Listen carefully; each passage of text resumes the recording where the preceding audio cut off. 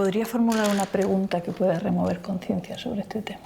Sí, que me gustaría plantear hasta qué punto la sociedad está preparada para hacer frente a romper el silencio con la violencia psicológica.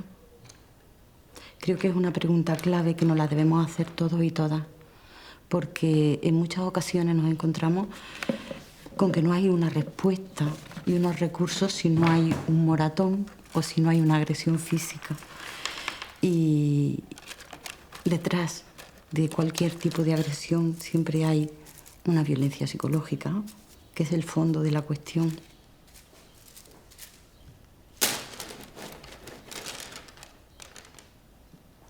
Creo que a nivel social, y algo que me parece fundamental, es el poder vivirlo como un daño a la propia sociedad.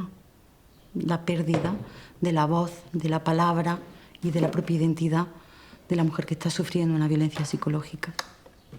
Claro, es que a lo mejor no estamos preparados. Por eso se trata de remover conciencia, ¿no?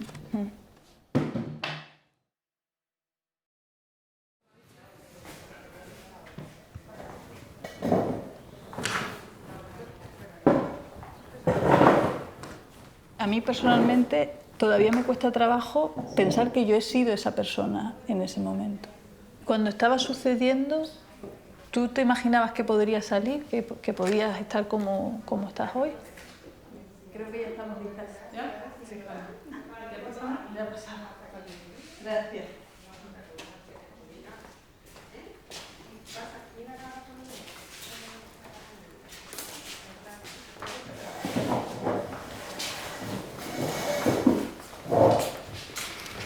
Muchas gracias por estar haciendo esto conmigo, eso para empezar. Es un experimento, no sabemos cómo va a salir, es la primera vez que lo hacemos y vamos a ver qué podemos hacer con nuestra propia experiencia. ¿Todas amarillo? Ah, sí. Todas amarillo. Escribimos aquí lo que a nosotras nos haya pasado, o hayamos sentido. Entonces, bueno, empieza Antonia.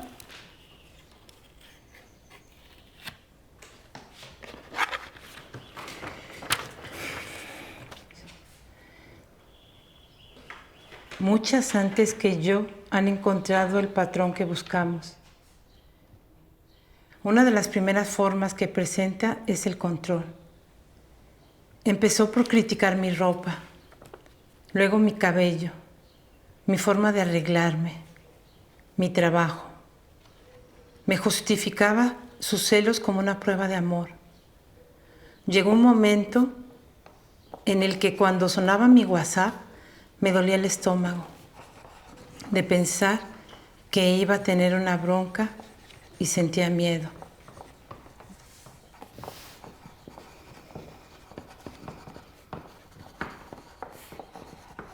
Es muy difícil que puedas reconocerte en esa situación que te genera tanta confusión también.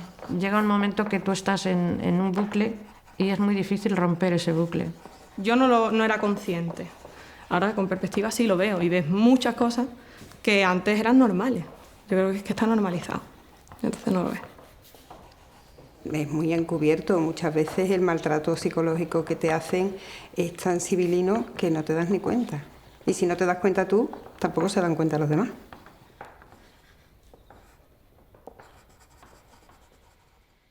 Quizás la violencia psicológica es más grave que ninguna otra violencia porque es menos visible. Precisamente su invisibilidad no significa que sea una microviolencia, significa que esa violencia que se produce de forma cotidiana, continuada, genera ese mecanismo de control permanente sobre la persona. Son acciones, omisiones, estrategias tendentes a minusvalorar, a culpabilizar, a controlarla, A humillar, someter, a dificultar la relación igualitaria entre dos personas. Es continuada en el tiempo, es reiterada, perjudica la estabilidad de la mujer. Creándole pues, serios problemas de seguridad, de confianza, de culpabilidad. Y con ese daño a la integridad mental, ¿qué se logra realmente o qué pretende el agresor?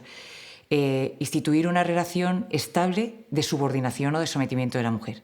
Puede darse en todas las edades y ya lo estamos viendo en adolescentes desde edades muy tempranas. Ya hay adolescentes con 12 años que están sufriendo formas de violencia psicológica extremas. La utilizan los hombres y lo hacen como sistema de control sobre sus parejas. pero también puede ser sobre cualquier otra mujer que esté en su entorno. Por eso es muy importante que las personas conozcamos cómo es la violencia psicológica para que no seamos cómplices de esa violencia. Escondía mis llaves para que no pudiese salir. Me trataba como si yo fuera de su propiedad. Controlaba mi móvil. Le di todas mis contraseñas para que viese que yo no tenía nada que esconder. Me pedía que le mandase mi ubicación a tiempo real. Es necesario hablar de los espacios tecnológicos porque son un escenario nuevo desde el que reproducir esa violencia. La geolocalización del móvil, el control de Instagram, o sea, es que tienes las contraseñas, que hay un control brutal de tu identidad digital. Que él no dé una conversación de WhatsApp por terminada porque él necesita que tú sigas diciéndole que lo perdona y que por favor lo quieres. Es tú porque has puesto esta foto, tú porque has hecho este comentario. Es que al final es como si la chica no tuviera vida, es decir, ese ámbito de su vida que es fundamental para la adolescencia y la juventud, que es el tecnológico, él lo va copando, lo mismo que ocupa el presencial, ¿no? Es un espacio en el que la quita. Una chica o un adolescente fuera del ámbito tecnológico, una adolescente mucho más aislada, que es una de las estrategias de la violencia psicológica, el aislamiento. Cuanto más aislada estés, más poder tengo sobre ti. Pues venga. Oye, ¿y lo que hemos escrito dónde se va? Ya se queda dentro de la cúpula, va a quedar dentro de la cúpula, pero no se ve. Silencio. Otro de los signos es el aislamiento. Cada vez que había una reunión con amigos, se las apañaba para provocar una pelea. Así que empecé a cancelar citas poniendo excusas. Pensaba que todos mis amigos querían acostarse conmigo. Poco a poco dejé de verlos porque suponía broncas. Controlaba cuánto tardaba en ir a comprar el pan para comprobar si me había parado a hablar con alguien. El aislamiento está relacionado con el control. Cuanto más aislada esté una mujer, menos agarres para salir de la situación va a tener. Me ha salido un trabajo maravilloso y voy a irme. Bueno, tú sabrás lo que hace, pero entonces restringe el afecto. Con lo cual, sin que él diga nada, ella va a entender que él está enfadado. Eso es una forma de control. ¿Cuál es su estrategia? Yo no te he dicho que no vayas. Si no vas porque no quieres. No es yo no quiero que vayas, es tú verás lo que haces. ¿Esto qué es lo que provoca? Una autoculpabilización continua en la víctima. Y si aún con esas tú todavía no te has dado cuenta, ya sí te lo voy a tener que decir, que no quiero que salgas con tus amistades, que no quiero que tengas estas redes sociales, que no quiero que cuelgues otra foto ni que te pongas esta ropa. Pero eso no te lo digo al principio. Eso te lo voy a decir al final. A todo esto se llama violencia psicológica machista. Y es un terrorismo y una tortura contra las mujeres de todas las edades que la están sufriendo. Desgraciadamente, yo creo que todavía hay mucha desinformación sobre la violencia de género. Sí, claro. Muchísima. Para que se considere que hay violencia, tiene que ser muy, muy evidente. O sea, muy evidente. Y que tú lo veas. Que te des con el palito. Claro, y que tú lo estés viendo. No vale que yo te lo esté contando. Incluso estás tú dormida y que te despierte y te esté, digamos... Sí, increpando para que no te puedas dormir. Eso es violencia de género. Sí, a mí me han hecho eso. Eso no lo saben. Escupirte es violencia de género. Hay muchísimas cosas. Pero incluso que eso son me parece ya bastante sutiles. agresivo. ¿Sabes? Pero muy agresivo. Es que hay cosas antes que son violencia de género. O sea, porque van a llevar a eso. La construcción de las relaciones afectivas no son iguales en las mujeres y en los hombres. Se sigue socializando a los hombres desde ese ámbito del dominio, pero de un dominio sobre algo y sobre alguien. Y a las mujeres nos siguen socializando en todo el tema del ámbito del agrado, ¿no? El ámbito del agrado para el resto, para los demás y para las demás. Y eso, al final, hace que muchos hombres crean que tienen el derecho a ser agradados por las mujeres, Con lo cual estamos jugando diferentes cartas creyendo que estamos jugando a lo mismo. Por eso el ciclo de la violencia se va a repetir de forma continuada hasta que las mujeres salgan de esa situación. Hay mujeres que salen en meses y hay mujeres que pasan la vida completa, cada vez con menos herramientas para salir de ese laberinto, ¿no? Conforme más dentro están de la relación, menos ven los apoyos sociales, menos ven sus propias habilidades y los recursos. El tiempo no juega a favor de las mujeres que se mantienen en relaciones de violencia psicológica. Ahí vamos.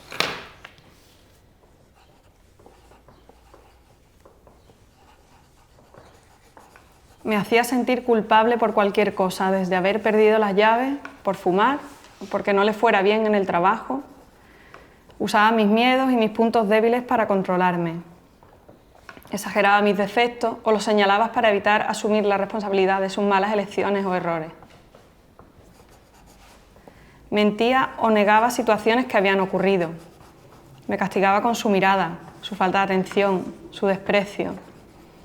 Me convencía de que iba a cambiar, que estaba arrepentido y que todo volvería a ser como al principio. Es que yo te quiero mucho, es que lo hago por tu bien, es que luego viene de un detallito, un ramo de flores, y entonces tú ya empiezas a decir, ay, pues mira, que se ha dado cuenta del tema y vamos a volver otra vez a intentarlo. A mí las primeras veces me pedía perdón, luego ya no me pedía ni perdón. Va sumando hasta conseguir una desvalorización total y una anulación de mí misma. Yo ya estaba que no hablaba, no me expresaba, estaba anulada. Y la tercera fase, después del control y las prohibiciones, es la despersonalización, porque es lo que se consigue, ¿no? Está afectada la toma de decisiones, está afectada la toma de conciencia de cuáles son los recursos que tenemos, está afectada el quién soy, hasta tal punto que hay una diferencia muy grande entre la mujer que era antes de la relación y la mujer que es ahora cuando está inmersa en ese vínculo.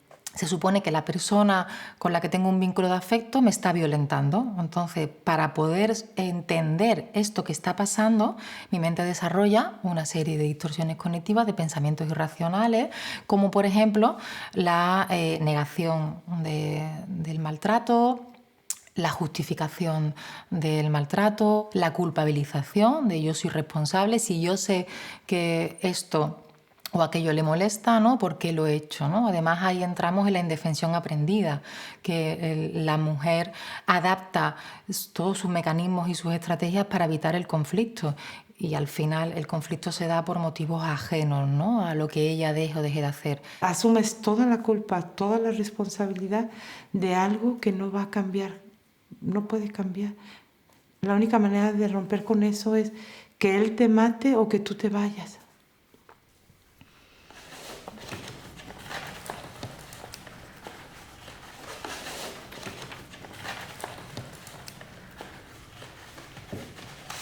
Madre mía.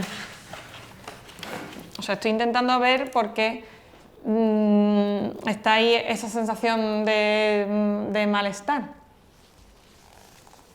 Pero no sé por qué estoy tan enfadada. Es como que me culpo, culpándome a mí, ¿sabes? No a él por su comportamiento. Sino... Sí, pero no te puedes sentir culpable. Yo por eso solicité terapia. Yo la terapia la pedí porque yo estuve 23 años callada y yo necesitaba hablar. Yo la rabia la sentí cuando vivía con él. Yo me aborrecía a mí misma, yo me odiaba a mí misma porque yo no era yo. Yo sabía que yo no era yo y que yo aguantaba y soportaba todo lo que tenía que soportar por un miedo irracional que yo lo tenía. Porque yo me había casado para toda la vida. Claro. ¿Entiendes? Entonces, y eso es educacional. Eso es desde chiquitita que a mí me lo han enseñado. Es que yo creo que no es sanarte de una relación tóxica, sino de cómo está construido, por lo menos en mi caso, el patrón de una relación. Yo pienso que tienes derecho a estar enfadada. Claro que sí. Que estás enfadada contigo y también con esas relaciones, con una sociedad que te ha fallado, que nos engañó con todas estas historias del amor romántico, que pudo haber puesto en peligro tu vida, pero que tú sola no puedes salir de esto. O sea, tú necesitas a una profesional que te acompañe en este proceso. Este proceso es largo, pero es posible. Y es posible desaprender esos patrones de relación y desarrollar una serie de herramientas y de formas de amor propio y de cuidado que, por supuesto, que con lo joven que eres, te van a permitir poder construir relaciones más sanas. Un proceso de salida de la violencia nunca va a ser lineal. Incluso cuando pido ayuda y le digo a una amiga o a alguien de la familia qué es lo que está pasando, incluso ahí después hay un ¿qué he hecho? ¿No? Porque hay mucha culpa y hay mucho cuestionamiento interno. Es que no podemos olvidar que el autoconcepto está muy perjudicado. Que yo no lo veía como para denunciarlo, cuando estás sintiendo miedo físico, o sea, miedo de que te hagan daño físico. Y no lo hice, porque yo misma también te engañas y dices, lo controlo, no pasa nada, no me va a hacer, nunca me ha pegado, nunca... Como que te tienes que esperar a eso para denunciar. Hay asociaciones que están muy pendientes de mujeres que lo están pasando mal, que están aisladas, que se acercan a la casa y que le dan un toque para que se incorporen. Espacios en los que las mujeres se sientan seguras. A mí me ayudaron a salir de ahí. Yo por mí sola no me hubiera ido. Es muy difícil. Y esa persona está tan encerrada porque la han encerrado en sí misma y le han metido tanto miedo que esa persona es incapaz de salir de ahí si no se la ayuda. Le has dado tanto poder que dices, él me va a encontrar. Tienes tanto miedo que dices, ¿a dónde me voy a ir que no me encuentre? Le estoy desobedeciendo. Y ya sabes que la desobediencia tiene un costo.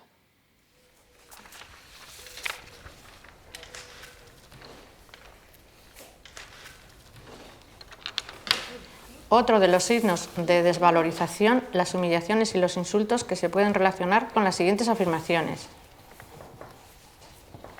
Conseguía herirme donde más me dolía. Conocía mis inseguridades y me atacaba en los momentos de mayor debilidad. Para calmar su ira llegaba a situaciones denigrantes como arrodillarme ante él. Me humillaba en público o en privado. Hacía bromas a mi costa. Me decía que era una inútil, que estaba loca, que no servía para nada.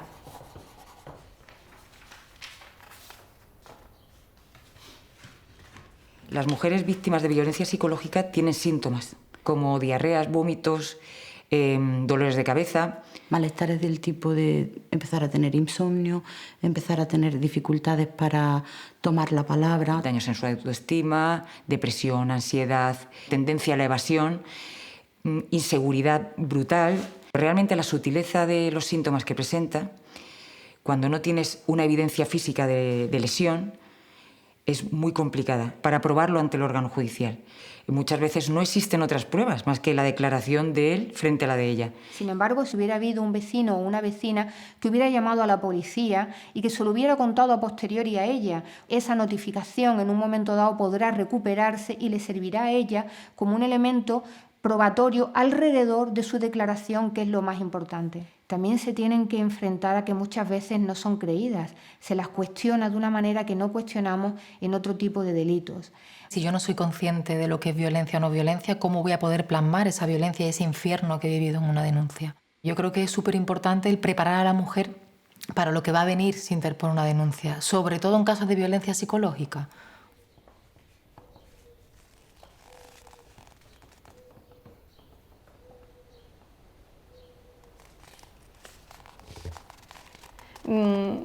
¿Hasta qué punto tenía yo a lo mejor que haber aguantado en la relación para que me dijeran, ostras, te están maltratando, denúncialo, tal, ¿no?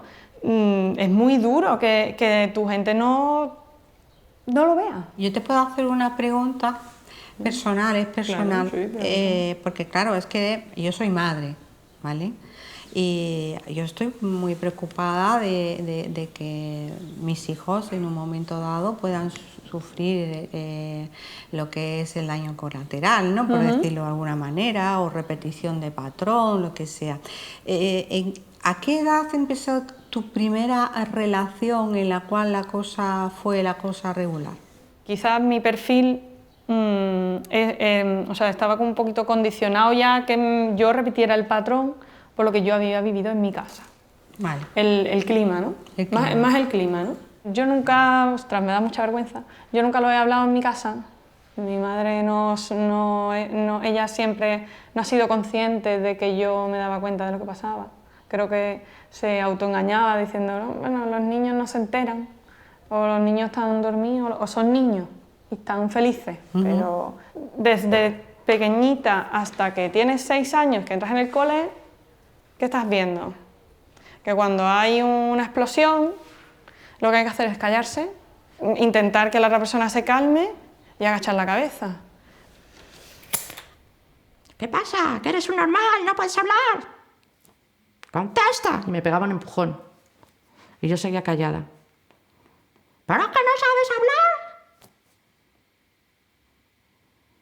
Y yo seguía callada hasta que ella se iba. Y si era lo contrario, porque él y yo encima, pues sí, pues esto. ¡Que te calles! Ellos están solamente repitiendo un patrón conductual de repetición de la sociedad, del poder sobre, de así lo hacía mi mamá, así lo hacía mi papá. Estoy convencida de que todas las mujeres que yo tengo alrededor en mi vida han sufrido algún tipo de violencia machista. Otra cosa es que sean conscientes de ello. Cuando tomas conciencia de eso, lo estás viendo constantemente a tu alrededor, constantemente. Yo te estoy contando mi historia y cualquier mujer que la esté leyendo, que la esté escuchando, la ha vivido.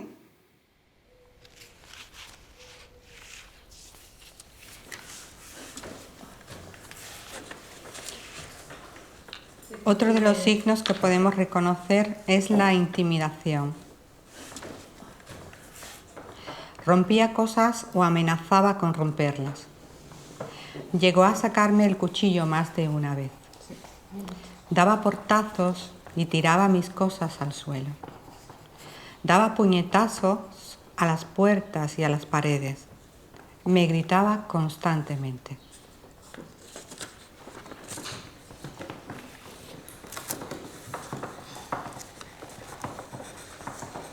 Fíjate, yo me acuerdo una vez, tenía mi hijo chico, mi hijo mayor tenía 5 años, y nos cerró la puerta de la calle, no sé qué era lo que le pasó, algo quería, yo ya no me acuerdo, lo que no se me olvida es lo que nos hizo. Cogió un cuchillo y dijo, primero os mato a vosotros dos y luego ya acabo conmigo. ¿Tú te imaginas pidiéndole por favor, suelta el cuchillo, déjanos vivir? Vale ya. Mi hijo, imagínate, mi hijo con 7 años, tú dices, mi hijo con 7 años era mayor.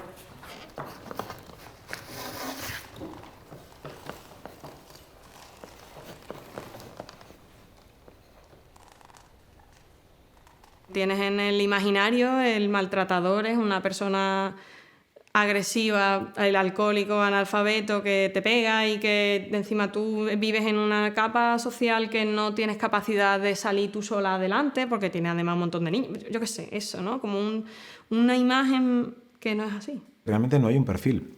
Que realmente hombre violento puede ser cualquier hombre educado dentro del patriarcado, es decir, cualquier hombre en nuestra sociedad. Hemos sido educados en ella, valorados al ejercerla y evidentemente cualquier hombre puede utilizarla para generar control, para generar esta sensación de dominio que muchas veces es parte de nuestra identidad. Cuesta mucho ver como delincuentes a hombres que están totalmente adaptados a nuestro sistema. El machismo forma parte de nuestra sociedad y los delincuentes están, por lo general, absolutamente adaptados. No es accidental. El comportamiento del agresor responde a una idea, a la necesidad de someter a su víctima. El sometimiento es privarla de su libertad, privarla de su dignidad, privarla de los valores más esenciales de una persona, hasta conseguir que ella se rebaje a un nivel en el que ni siquiera se sienta persona, que va garantizando que día a día esa persona vaya muriendo un poco más. No entender eso como un delito es quizá el delito más grave, ¿no? Pues bien. Bueno, ya vamos por el último. Otro de los signos más claros que podemos reconocer son las amenazas, tanto dirigidas a mí como a mis seres queridos. Me llegó a decir: de aquí saldrás con los pies por delante. Me amenazaba con suicidarse si lo dejaba. A mí también. Evité que se tirara por la ventana en varias ocasiones. Me repetía: te voy a destrozar la vida. Me amenazaba con quitarme a mi hija. Decía que publicaría en internet mis fotos íntimas. También se piensa en que tenemos un perfil de víctima perfecta, la víctima 100% sumisa. Eso no lo tenemos. Es decir, yo conozco a muchas jóvenes y muchas adolescentes que no son sumisas y son víctimas de violencia.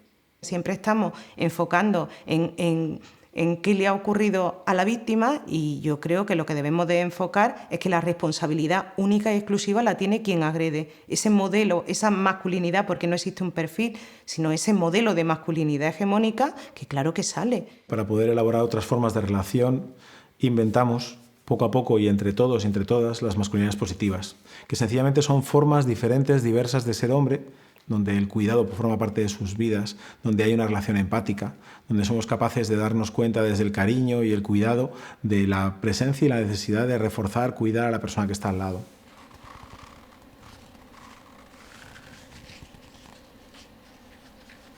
No se trata de buscar culpables, sino las causas de esta sociedad que podemos ir desmontando poquito a poco. Se requiere, por supuesto, desde mi punto de vista, mucha educación, pero también trabajar los afectos, las emociones, el perdón. Y estamos rodeadas de hombres maravillosos, amorosos, donde ellos se desmontan y nosotras también, no nada más ellos.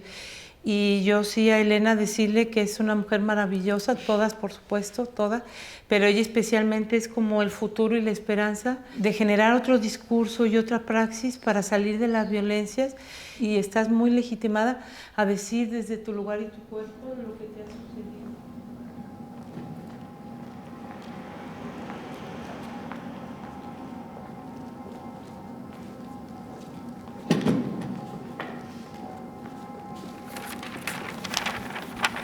Entonces, esto es lo que vamos a construir. Cada color son los palos que hicimos ayer. Sí. La A, la B, la C, cada uno tiene un color. 1, 2, 3, 4, 5. Vamos a marcar con un lápiz azul las esquinas, que vamos a seguir el patrón que se repite. Cuando una persona empieza a salir de la situación de violencia, se da cuenta de que hay un montón de gente alrededor que no es el agresor y una forma de relación que no tiene nada que ver con aquello de lo que está huyendo. Son destrezas que se desarrollan y que se desarrollan en grupo. La F más pegada al azul. Cogemos la F primero y más pegada al azul. Yo en el momento en que llama a la policía yo no podía echarme atrás. Yo tenía que seguir. Y ahí es cuando te das cuenta de que no estás sola. Tanto miedo que has pasado y tanta soledad que has pasado durante 23 años, resulta que no estás sola. Creo que es la mejor decisión que he tomado en mi vida. La cúpula geodésica, que es el patrón que estamos haciendo, es una construcción que inventó un arquitecto para que fuera una estructura que se pudiera construir en cualquier parte de alguien que necesitase una casa. Y con materiales diversos, ¿no? Sí. no denuncias porque tienes miedo, porque no te quieres ir de tu casa, porque dices, ¿y dónde voy? El momento de presentar la denuncia es algo muy importante, pues hay que valorar las posibilidades que tiene la víctima de ir a otro lugar con sus hijos e hijas, si los tiene, de conseguir rápidamente una subsistencia económica. De inicio, tenemos que obtener la protección de la víctima. Es la prioridad absoluta y hay que ser muy claros con la protección que podemos ofrecerle. Si no estás protegida, el tío te mata. Porque está muy enfurecido porque le has desobedecido. Y además has hecho público su mundo interior, su mundo asqueroso de abuso y de maltrato. Yo recomendaría a la víctima autocuidado, un autocuidado que la justicia no le va a brindar.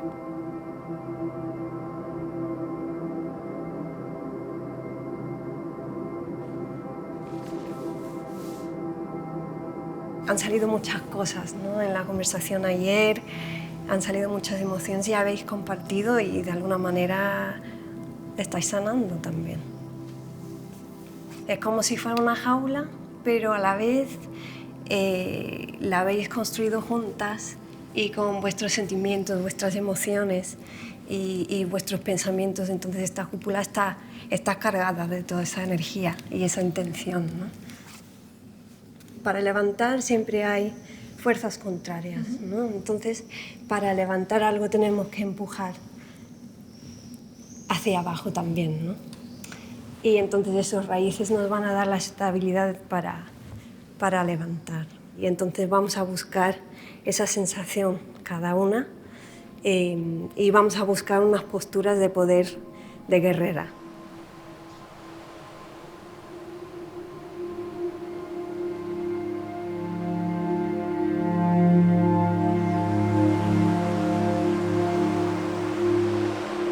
Hemos construido una especie de cúpula de 2,5 metros de diámetro que nos deja todas encerradas.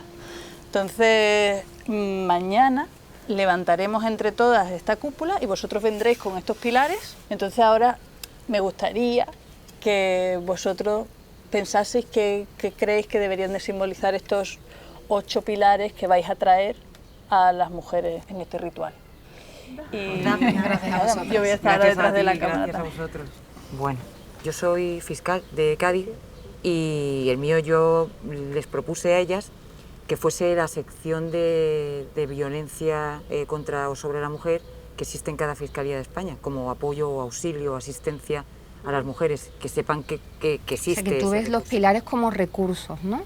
Claro, para mí los pilares son como los pasos por los que tiene que pasar la mujer desde tomar conciencia de lo que está viviendo hasta el acceso a los recursos especializados y a la administración de justicia. Es que yo creo que dentro de los recursos profesionales con capacitación también deben estar en paralelo asistencia psicológica, asesoramiento psicológico, trabajo social. Pero y realmente, claro, cuando hablamos de recursos, claro, ¿de qué estamos hablando? De dos cosas muy concretas, profesionales y dinero. Digo yo. Más bien primero de dinero, porque sin dinero no hay profesionales. Profesionales y dinero. Pero con dinero a veces no tienes tampoco profesionales en Claro, condiciones. pero ¿qué dices si tuviésemos las dos? Que el dinero es necesario pero no suficiente.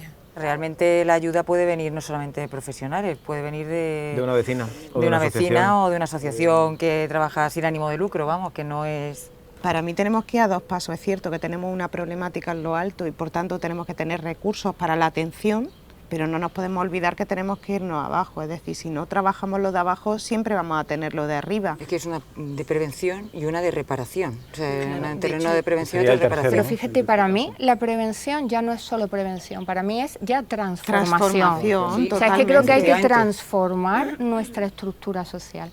Está claro, para mí el cambio y uno de los pilares fundamentales y del proceso de ese cambio es el cambio de los hombres. De hecho, nosotros trabajamos en 3 niveles. Uno es la concienciación, que es el primer paso del darse cuenta, que comentaba la compañera.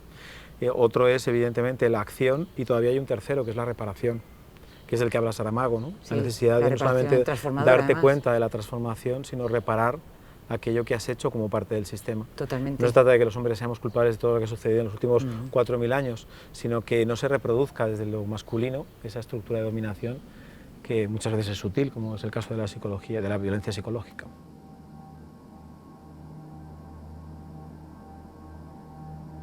Me pregunto por qué establecí una relación con ese hombre. Siempre me lo sigo preguntando. ¿Qué en mí estaba tan frágil que permitió todo eso? Si tú te sientes cuidada y protegida por otras mujeres, nos da herramientas y fuerza para relacionarnos con los hombres, no desde esa carencia profunda de ámame por favor, y golpéame, mátame, viólame, haz lo que sea con tal de que me ames. Porque yo le tapaba y no le decía a la gente lo que me estaba haciendo. Porque tenía miedo, porque me daba vergüenza. ¿Por qué seguimos haciendo lo mismo una y otra vez? No me podía imaginar en ningún momento de mi vida, ni siquiera que yo fuera a estar viva con 35 años. Ni a lo que me dedico, ni que sea capaz de hacer el trabajo que hago yo sola. El camino hacia convertirme en lo que soy ahora ha sido muy duro. Fortalecerme, el hecho de no victimizarme. A mí me ha ayudado mucho el recordar siempre lo que yo era antes de conocerle.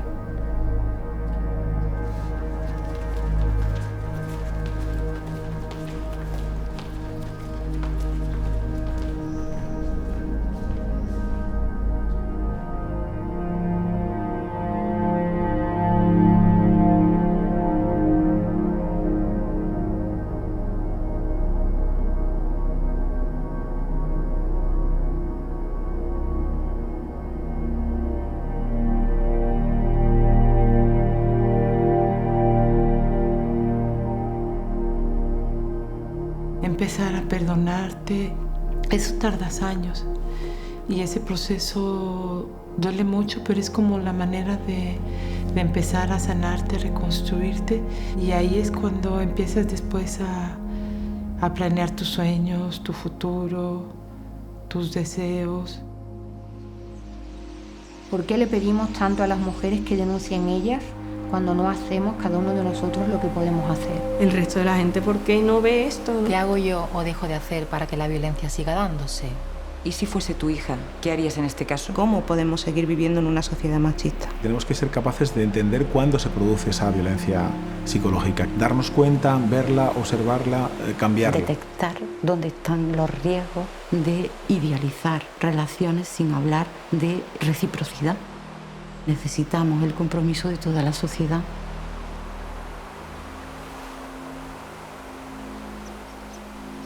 Queremos sensibilizar y concienciar a la ciudadanía de que existe, aunque no la veamos.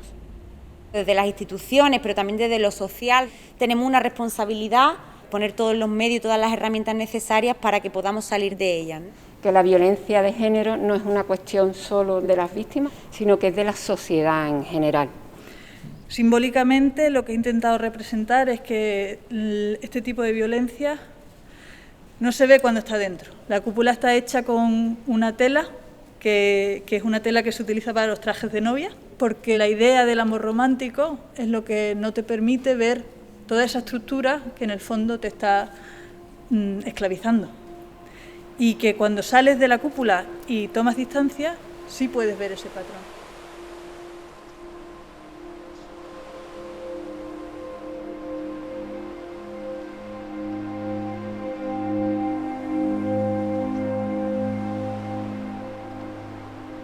¿Y entonces crees que podías imaginarte que hoy podías ser la mujer que eres ahora?